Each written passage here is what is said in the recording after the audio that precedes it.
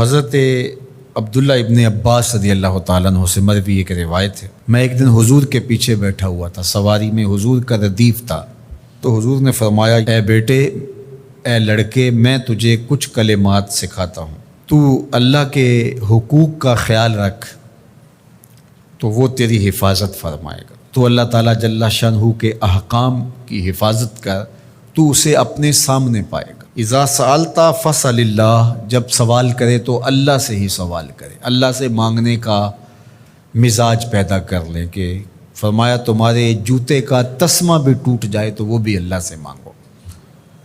ضرور بازار میں جاؤ دکاندار سے، لیکن حقیقی طلب اللہ سے ہونی چاہیے۔ بات بات پہ اللہ سے سوال کرو، بڑی سے بڑی چیز بھی اس سے مانگو، چھوٹی سے چھوٹی چیز بھی اسی سے طلب کرو۔ ہماری ساری ضرورتوں کا کفیل ہمارا رب، ہمارا مالک ہے۔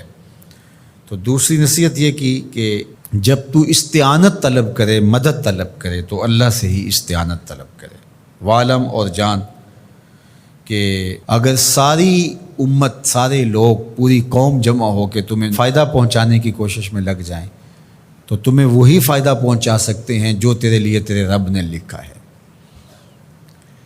اور فرمایا وَإِنِ اجْتَمَعُوا عَلَىٰ أَن يَضُرُّوكَ بِشَيْءٍ، اور اگر تمہیں نقصان پہنچانے کے درپے ہو جائیں، لَمْ يَضُرُّوكَ إِلَّا بِشَيْءٍ قَدْ كَتَبَهُ اللَّهُ عَلَيْكَ، تو تجھے صرف وہی نقصان پہنچا سکتے ہیں جو اللہ نے تیرے لیے لکھا ہے۔ سارا زمانہ بھی مخالف ہو جائے، تیرا کچھ نہیں بگاڑ سکتا۔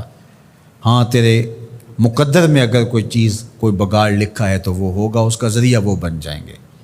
تو اس لیے پھر اسی سے مانگو، اسی سے طلب کرو۔ رفعت الاقلام وجفت الصحف، جو لکھنا تھا اللہ نے لکھ دیا، لکھنے کے بعد قلم اٹھا لیا گیا اور جن صحیفوں پہ لکھا تھا وہ خشک ہو گئے، اب کتابیں بند ہیں۔